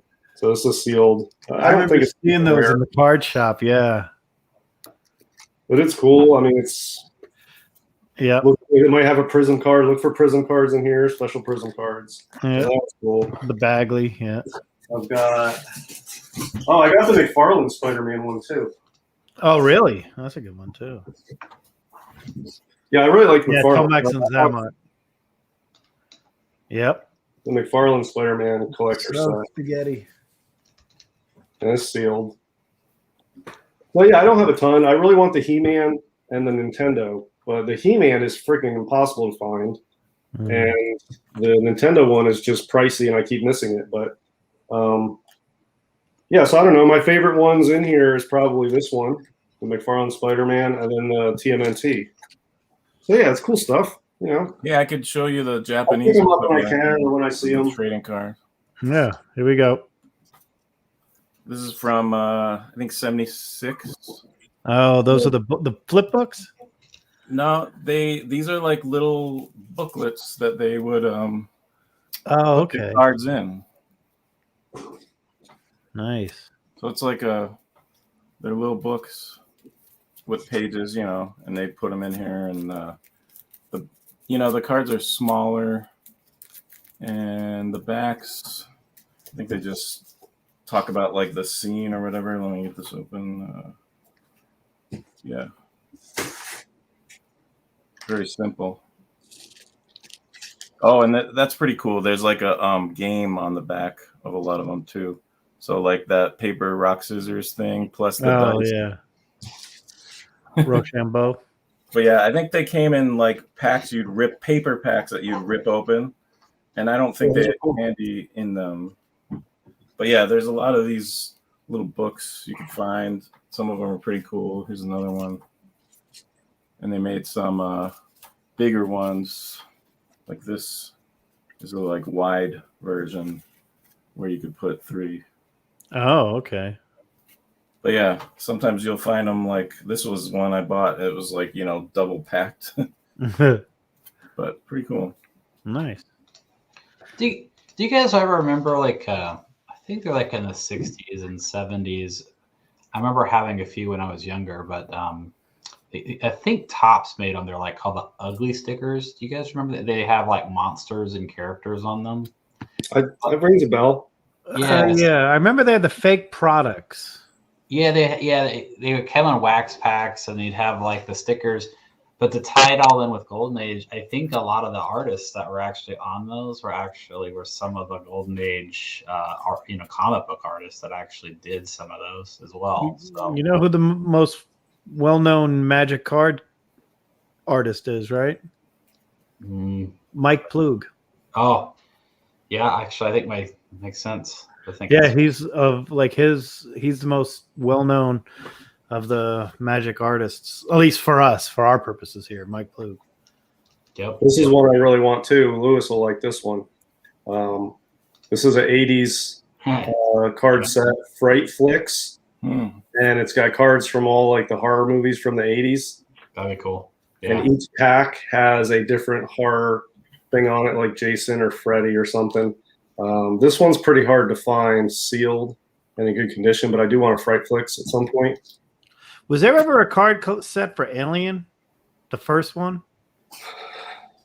Could have been, yeah. Oh, no. I loved it because that, like everybody, we were talking the other day. I was like somebody was talking about what was, so we were just talking about something about like the Force Awakens versus the original Star Wars, how it was very different. And I'm like, yeah, Prometheus was a lot different than the Aliens, but yeah, there's another one I want though. It's a sealed box. I mean, I like the sealed boxes, but there's one. The Nintendo one is big, but there's one pre-Nintendo. It's a set of cards that's for video games, but like arcade video games, and it's like pre-Nintendo video game cards. That one's really tough to find. It's got like Centipede and all the arcade games. Yep. Card set pre-Nintendo. It's really cool, and that one's tough to find. And that was like an off publisher that did it too. I don't think it was Topps or anybody. But that one I want too, and the Fright Flicks and a He-Man. He-Man is so tough to find, a sealed box of He-Man cards. There's a guy on eBay that has a couple of them, but they all have the blackout mark on them. I don't know if you guys know. Oh, yeah. They have that black paint. Yep. Put across the cellophane, and I don't want one with the black paint. Picky, but good.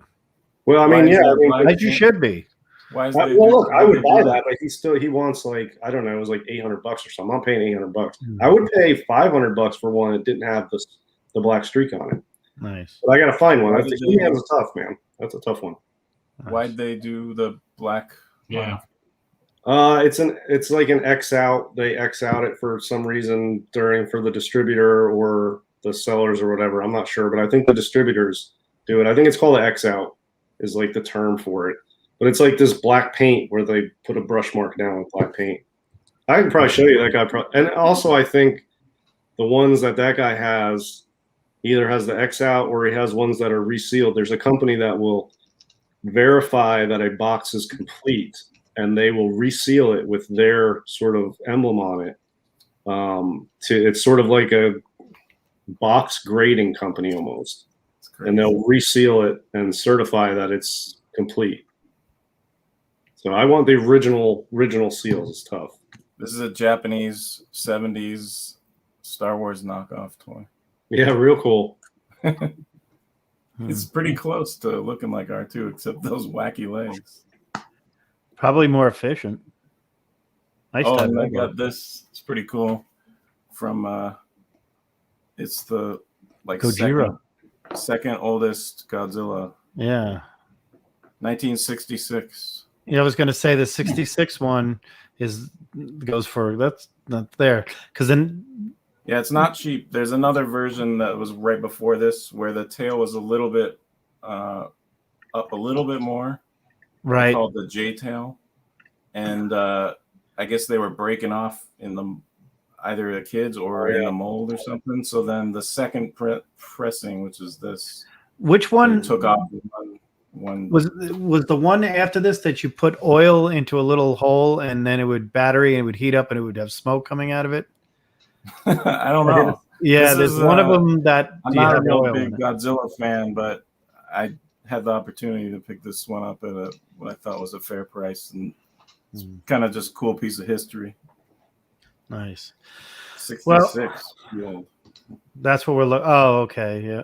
Oh, now, this man. has an X out on the box, and then it's also over top of that resealed by this company, the Baseball Card Exchange, that verifies it, and they seal it with their little. You can see their little emblem, Baseball Card Exchange, on the plastic, and then they put this little hologram sticker and their verification. Huh. So it verifies that it's complete, but it's resealed, but it's legit and verified. But he's got this one. He wants $775 now. Hey, if I get a sticker and I'll crack a slab out, I'll crack a slab and then put a sticker on it certifying that it's complete inside and I resealed it. Yeah, right. Same thing. It's got Knight's seal of approval. Yeah. I mean, I would trust Knights. Resealed. Another thing you can do if you don't need the sealed one, you can buy boxes cheap. And then once you have the box, like you buy a He-Man box, it's empty, but it'll be cheap. Yeah. And then you can go around and find like packs. this. And if you find enough packs, 48 packs or whatever, you can fill the box and have a complete. It's sort of like it's married, you know what I mean? But you would never know if it's married. You'd have a complete box. I might do that at some point for the He-Man ones because it's just so tough. That does not work with this. Because they've figured out, like, they've gone so nuts into Magic where they will open up a sealed box and by just one or two packs or something, then they can tell, oh, we got the best cards out of this. The rest of the whole box is garbage. So that's why you always want to get actual sealed, because people can kind of tell some stuff. Yeah, let me see if I can find that video game. Yeah, here it is. And this one is just, it's not sealed, but it doesn't even really have a good picture. But it's Video City. And you can see it's got Zaxxon on there, Donkey Kong Jr., Turbo. I don't know what that is on the bottom, maybe Frogger or something. Yeah. But this is a cool one, too, because this is pre-Nintendo. This is 1983. Instead of 1983 video game cards. That one's really dope, and I want it. And then of course there's like Donkey Kong and Nintendo.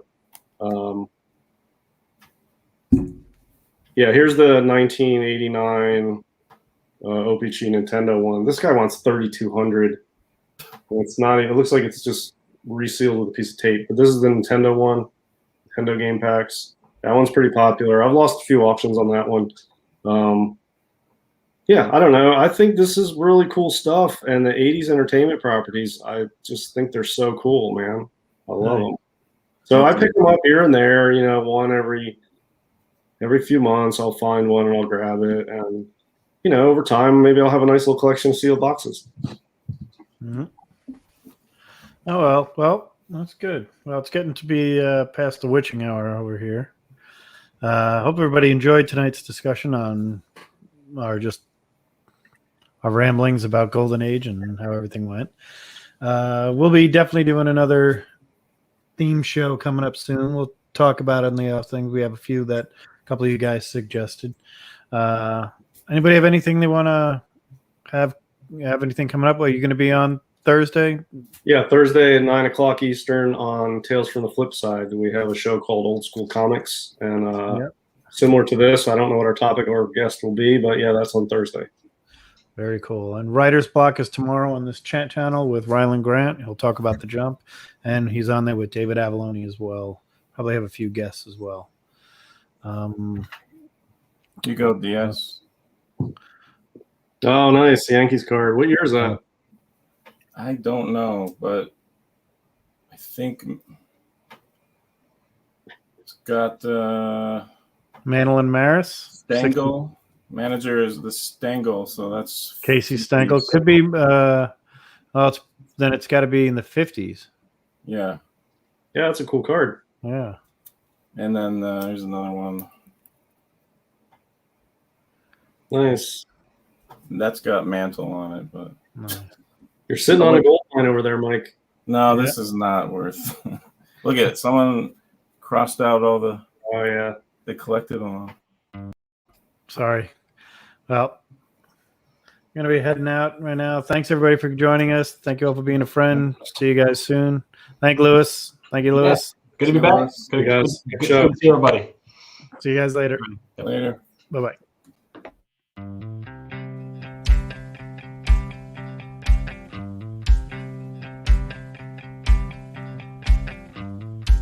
Thank you for being a friend. Travel down the road and back again. Your heart is true. You're a pal and a confidant. And if it's